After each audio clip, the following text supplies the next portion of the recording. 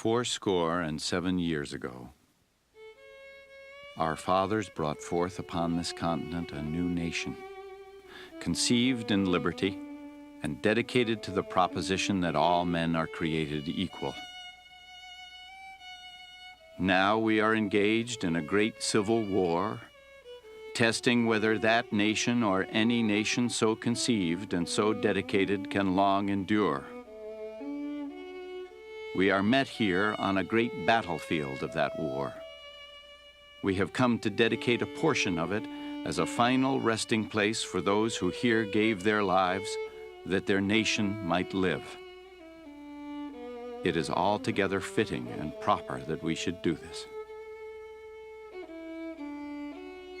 But in a larger sense, we cannot dedicate, we cannot consecrate, we cannot hallow this ground.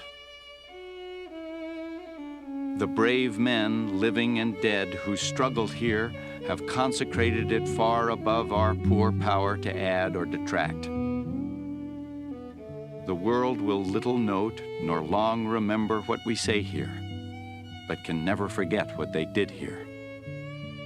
It is for us, the living, rather to be dedicated here to the unfinished work which they have thus far so nobly carried on.